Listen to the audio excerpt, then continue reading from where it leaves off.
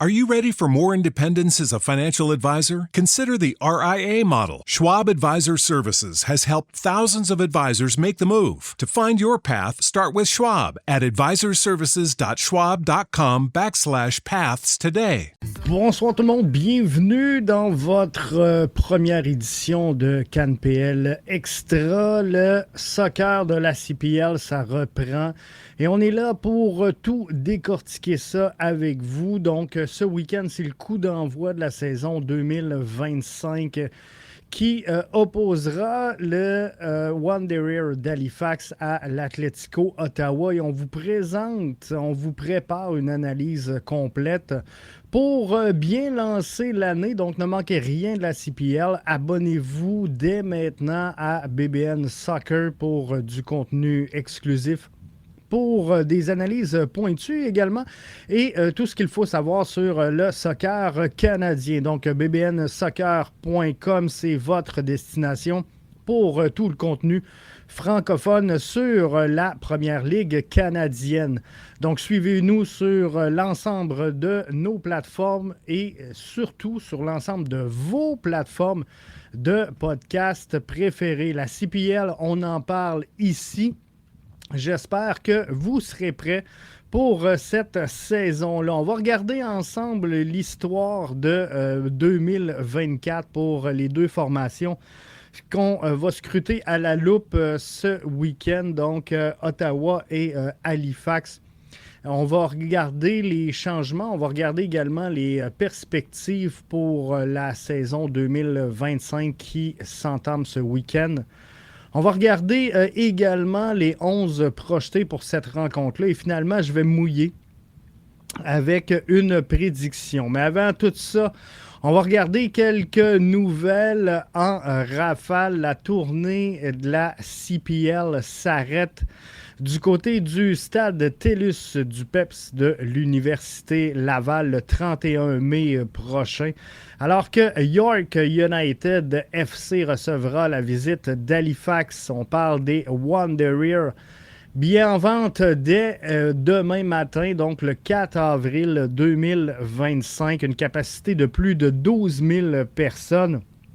On parle de billets qui devraient trouver preneur normalement à partir de 8 $ pour les enfants, à partir de 12 $ pour les adultes. J'ai eu un entretien sur ce match-là avec Mathieu de Ballon Rond. On vous présente tout ça demain, exclusivement pour les membres. Ce soir, on est en exception, vu que c'est le premier de la saison. On vous présente le CanPL Extra ouvert à tous et à toutes. Mais dès demain matin, tout ça sera refermé. Il sera exclusif à nos membres BBN. Donc ça, c'est la première nouvelle en rafale qu'on voulait vous partager. Ensuite, Yann Touali qui signe avec le Pacific FC. Touali, âgé de 23 ans, faisait partie de l'équipe de la Ligue 1 Québec, CS Saint-Laurent, qui a atteint les quarts de finale du championnat canadien TELUS 2024 contre le Toronto FC. Après avoir battu donc les Wanderers d'Halifax en ronde préliminaire. Il joue en tant que deuxième attaquant ou encore disponible sur l'aile gauche. Il est connu pour sa vitesse sur le ballon, mais également sur sa capacité à affronter les joueurs adverses en situation de duel, en situation de 1 contre 1. Touali a récemment été à l'essai avec l'Arkanagan-Clur Birligi SK dans le nord de Chypre avant de rejoindre donc la configuration du Pacifique où il va contribuer à l'attaque du Trident aux côtés de ses coéquipiers Marco Bustos, Josh Heard, Ronan Kratk et Dario Zanata. Il est originaire de la Côte d'Ivoire. Touali a déménagé au Canada à l'âge de 9 ans, a vécu dans plusieurs villes du Québec. Il a maintenant la double nationalité. Il a passé ses années formatrices de football avec le CS Saint-Laurent de U10 à U17 avant de jouer dans la PLSQ l'année suivante avec Gatineau. Il a rejoint ensuite le CS Saint-Hubert en 2020-2021 pour finalement revenir au CS Saint-Laurent en 2022 pour représenter leur équipe dans la Ligue 1 Québec, feu la PLSQ. C'est donc une excellente prise pour le Pacifique FC. Si on regarde donc plus en détail le match qui nous intéresse cette semaine, chaque semaine, on va vous livrer un match sous la loupe. L'Atlético Ottawa, une équipe qui a goûté à la finale en 2022, qui a connu des montagnes russes en 2023, qui a souffert d'inconstance, on peut le dire comme ça, au cours de la saison 2024. Ça va être intéressant de regarder ce que peut nous amener la saison 2025. Si on revient sur 2024, l'année dernière, l'Atlético a été ni plus ni moins qu'une énigme, un début de saison encourageant pour Ottawa. Mais à mi-parcours, ils sont venus s'effondrer littéralement en fin de saison. Trop d'erreurs défensives, un manque de constance également du côté de l'apport offensif. Et au final, en résulte une élimination qui était peut-être prématurée dans le cas d'Atlético Ottawa. Un goût amer donc pour une équipe qui était très ambitieuse et qui, encore une fois, cette année veut jouer les premiers rôles au sein de la CPL. Il y a des changements clés au sein de la formation d'Atlético Ottawa. Alors, quoi de neuf en 2025? Des nouveaux visages sur le banc, entre autres l'entraîneur-chef. Il y a des mouvements également avec le mercato, des départs, des arrivées intrigantes. Mais le cœur du projet reste le même. Un jeu inspiré de l'ADN de l'Atlético sur une base solide derrière et un pressing très intense. Et je crois que c'est ce qu'on va retrouver cette année dans un nouveau schéma tactique du côté de l'Atlético Ottawa.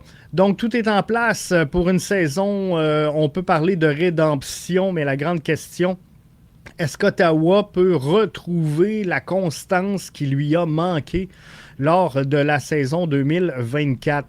Il y a un équilibre entre la solidité défensive et l'efficacité offensive, et ce sera là, sans aucun doute, la clé du projet. En 2025, Patterson et Salter peuvent-ils porter cette attaque-là?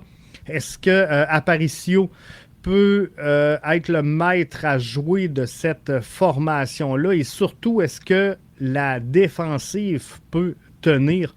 On va avoir des réponses très bientôt, puisqu'on affronte les Wanderers ce week-end. Donc, l'histoire 2024, un bon début, une fin en chute libre. Ottawa a dominé pendant 14 semaines consécutives en tête du classement de la Première Ligue canadienne avant de s'effondrer dans la deuxième moitié de saison, présentant une fiche de 3 victoires en 14 matchs.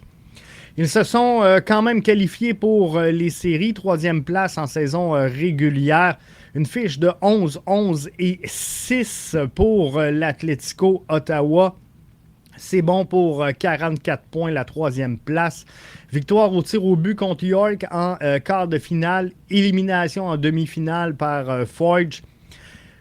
Manque de finition. Manque de finition, une attaque prometteuse, mais le club termine donc la saison 2024 sans trophée.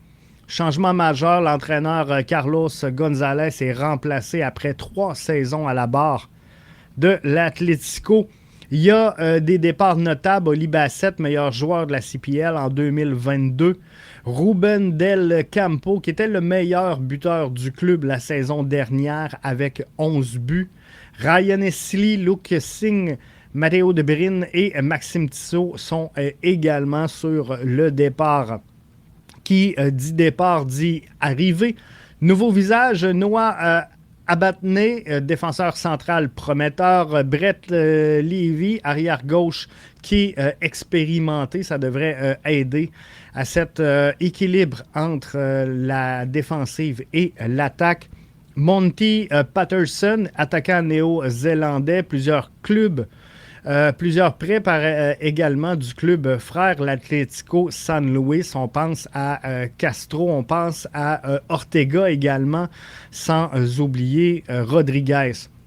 Nouvelle philosophie avec l'entraîneur-chef Diego Mejia qui veut un jeu plus offensif, qui veut un jeu également beaucoup plus dominant de sa formation.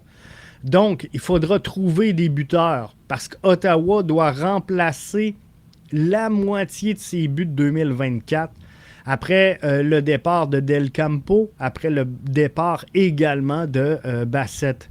Est-ce que Balou Tabla pourra rebondir? Il a eu une saison très discrète avec seulement 2 buts à son compteur.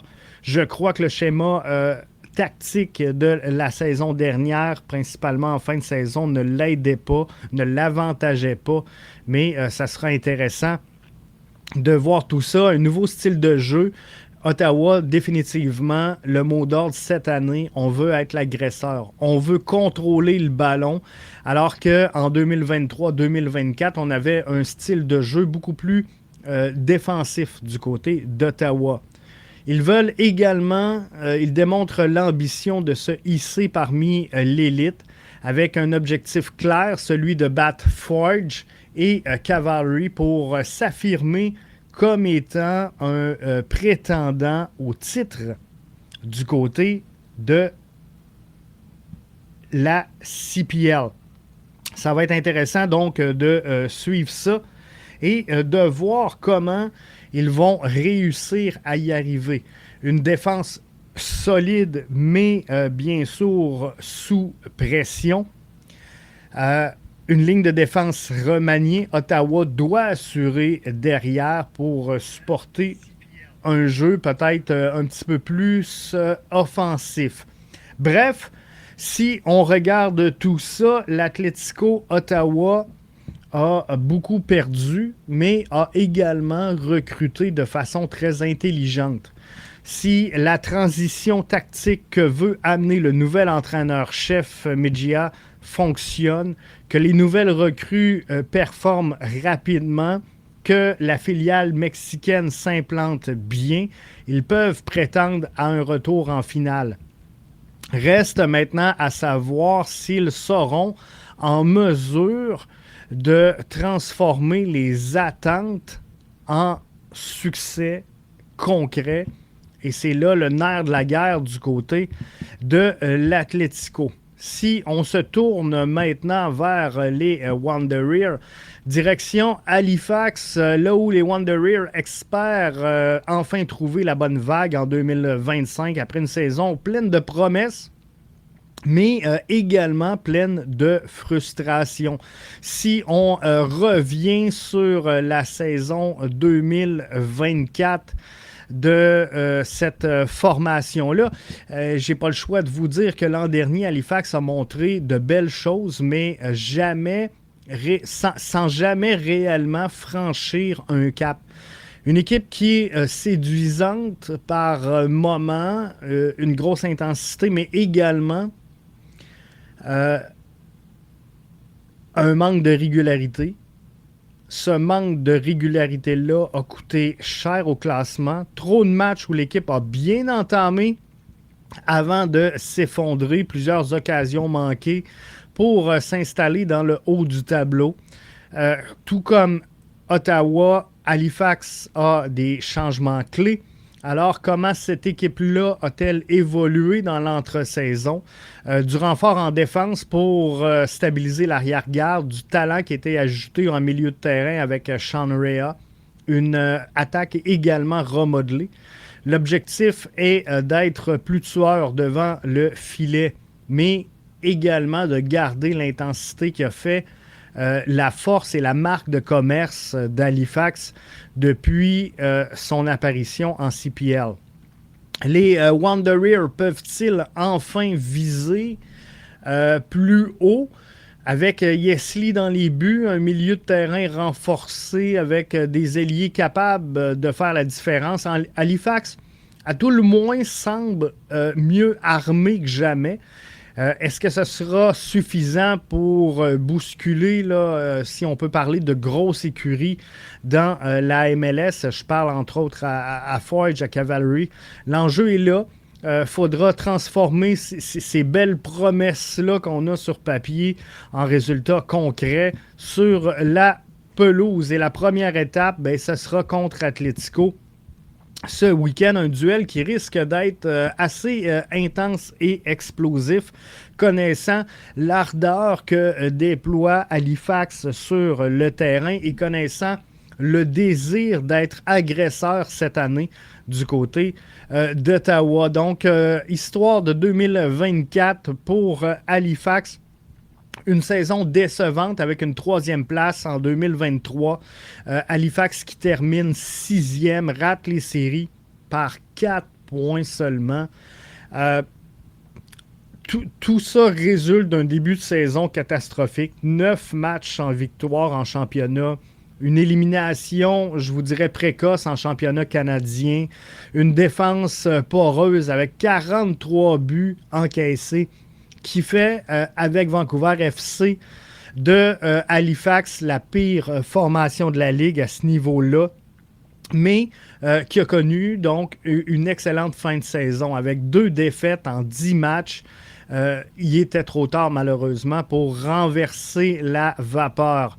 Il y a des changements clés avec des départs majeurs. Dan Nimick, meilleur buteur l'an passé, a plié bagage.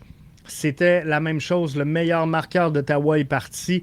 Massimo Ferrin également, lui qui avait 6 buts, est parti. Yann Filion, le gardien titulaire. Zachary Fernandez, Aiden Daniels qui sont partis également. Mais il faut souligner les arrivées prometteuses dans cette formation-là. Ryan Yesley, gardien d'ex-Valor. Thomas Meyer-Giguère, qui était défenseur clé du côté de Pacifique. Isaiah Johnston, qui était à York. Sean Rea, un ancien du CF Montréal. Renforcement défensif crucial. Et nouvelles attaques en option, donc avec Bamboula et Bay. Ça augure bien pour 2025. Faudra mieux débuter la saison, par contre, et éviter un autre début de saison catastrophique qui pourrait venir miner la confiance de cette formation-là. On va essayer de stabiliser la défense avec Thomas Meyer-Giguère et Yesley pour éviter les 43 buts encaissés lors de la saison 2024. Et l'inefficacité, bien sûr, devant le but qu'il faudra améliorer. Pour ce qui est de l'attitude et de l'intensité, maintenant, Guéchard veut une équipe implacable, avec un travail défensif accru, avec une meilleure discipline également, eux qui avaient obtenu 8 cartons rouges en 2024. Conclusion, Halifax a le potentiel pour revenir dans la course aux séries avec un effectif qui est peut-être mieux équilibré que dans le passé. Tout repose bien sûr sur un bon départ cette saison, une solidité défensive accrue et une meilleure gestion des matchs du côté de l'extérieur. Si on veut regarder maintenant les 11 de départ, les 11 projetés pour ce match-là, on devrait voir du côté d'Halifax un double pivot avec Johnston et Calegari au milieu et une bonne transition donc vers l'attaque, un quatuor offensif intéressant là, avec Sean Rea, un trident offensif avec Sean Rea, meneur de jeu, appuyé par Coimbra et Bamboula. Ça pourrait être très intéressant. Défensivement, l'association Mekidesh, Perlman, Meyer-Giguère est très robuste dans la charnière centrale, encadrée par Timoteo et Bay sur les deux côtés à titre de piston. Ça risque d'être très bien. Yesli dans les buts, c'est un gardien fiable, c'est un gardien qui a déjà fait ses preuves dans la Ligue. Donc, ça risque d'être quelque chose de plutôt intéressant à ce niveau-là, mais il demeure quand même quelques faiblesses dans l'alignement des Wanderers avec ce qu'on a présentement. Il faudra faire grandement attention à certains points, mais tout porte à croire que ça peut le faire et ça peut être très, très, très intéressant comme entame de saison du côté d'Halifax. Donc, on va surveiller tout ça. On va regarder comment tout ça peut débouler sur quelque chose de plutôt positif. On va le souhaiter, on va l'espérer également, mais ça laisse, comme je le mentionnais, là, quelques faiblesses. Le positionnement de Sean Rea en numéro 10 sera un facteur clé pour Halifax. S'il arrive à bien connecter le milieu et l'attaque, l'équipe pourrait être très, très, très dangereuse, mais sinon, l'attaque risque d'être très isolée. Donc, Sean Rea doit s'instaurer rapidement comme un maestro et quelqu'un capable de bouger le jeu et d'assurer la transition. Il y a peut-être un manque de profondeur offensive. Baham-Boula peut être un joueur explosif, mais Coimbra et Salter ne sont pas nécessairement les plus efficaces devant le but. Donc, on risque d'avoir des difficultés à marquer. Du côté de l'Atlético, maintenant, dans un 4-4-2 avec un milieu de terrain très, très, très technique. Aparicio et Castro sont capables de contrôler le jeu, peuvent également dicter le tempo de ce jeu-là. Une attaque composée de Salter et Patterson qui sont très, très, très complémentaires. Salter est un finisseur. Patterson peut décrocher, peut créer également des espaces. Une défense qui est expérimentée avec Dedic et en chef de file et Abetné, qui apporte de la jeunesse, qui apporte également de l'énergie à ce quatuor défensif. Ingham, qui est un gardien sûr, qui connaît bien la ligue, qui a également de bons réflexes. Donc, ça peut être très bon. Au niveau des faiblesses, le milieu de terrain, surtout si Aparicio et Castro montrent trop, va laisser énormément d'espace derrière eux. Et il y a beaucoup de nouveaux joueurs à intégrer du côté d'Ottawa. Ça peut prendre du temps avant que l'équipe trouve son rythme. Soyez pas surpris si on se rend jusqu'à 10 matchs avant de vraiment voir ce que cette équipe-là peut amener. Les ailes sont une question aussi avec Antinoro, avec Tabla, qui devront fournir un travail défensif important pour pallier un peu là, le manque de largeur naturelle du 4-4-2. Donc, ça va être vraiment intéressant à voir. Et Balou Tabla voudra sans aucun doute remédier à sa saison. Je ne veux pas dire catastrophique, ce ne serait pas le cas. Mais 2 buts la saison dernière, c'est compliqué.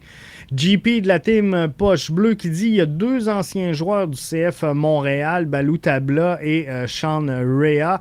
Et ça, c'est... on est de chaque côté, mais il y a également Thomas Meyer-Gigard qu'on connaît très bien, Antinoro qu'on connaît très bien également du côté de Montréal. Donc, ça risque d'être des formations très intéressantes. Les Wanderers vont évoluer cette saison, tenez-vous bien, avec 9 Québécois dans son alignement. Donc ça risque d'être quelque chose de très, très, très intéressant pour cette formation-là. J'ai hâte de voir ce que ça va donner. Mais si on compare et qu'on regarde les clés du match, il y aura une bataille au milieu du terrain et c'est là que ça va se passer. Est-ce que Sean Rea va assurer la transition et est-ce que Ottawa sera capable, oui, d'évoluer haut en étant l'agresseur, mais également de ne pas trop laisser d'espace entre le bloc offensif et le bloc défensif?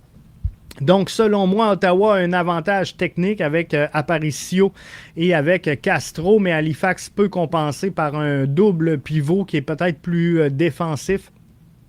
Au niveau de la vitesse et de la transition, Halifax peut surprendre avec Bahambula et Baye sur les ailes, mais Ottawa, des joueurs capables de venir exploiter les espaces, principalement en phase de contre-attaque.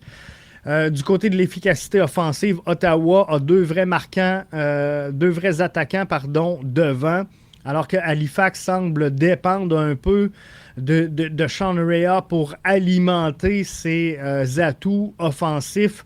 Donc, ça va être un duel vraiment intéressant pour lancer cette saison-là.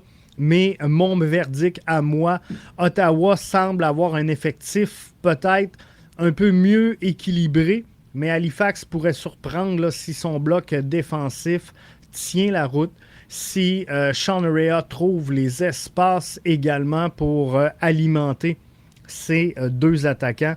Un match qui pourrait jouer donc sur les détails, un match qui pourrait jouer également sur les erreurs individuelles. Donc, ma prédiction, victoire de Ottawa par la marque de 2-1. C'est ce que j'entrevois.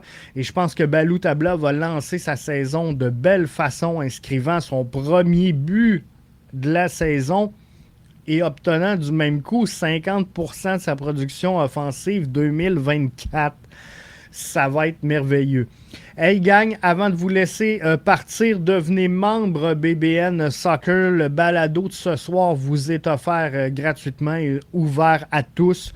Par contre, à partir de demain, le balado sera exclusivement présenté aux membres du club 650 BBN Soccer. Vous avez le lien tout juste ici en bas, ceux et celles qui sont avec nous dans la portion vidéo, pour avoir accès finalement à la formule d'abonnement. Sinon, je vous invite à visiter le bbnsoccer.com. Il y a la section Devenez membre du club des 650 et soutenez un média indépendant qui crée du contenu sur la Première Ligue canadienne, sur le CF Montréal, sur la MLS et sur la sélection canadienne. Donc, merci à vous tous, à vous toutes d'avoir été des nôtres pour cette première édition de Cannes PL Extra. Ça va devenir un rendez-vous hebdomadaire où on va analyser, bien sûr, les matchs du week-end précédent. On va mettre la table pour les matchs de la semaine à venir, mais on va également analyser les performances de certains joueurs et de certains clubs. Et comme on l'a fait ce soir, chaque semaine, nous aurons un match sous la loupe qu'on va scruter avec un peu plus d'intérêt, avec un peu plus de suivi pour vous présenter ces affrontements-là et également pour mettre la table de ce qui s'en vient du côté de la Première Ligue canadienne. Donc, merci d'avoir été des nôtres et on se dit à la semaine prochaine pour une autre édition de Cannes PL Extra.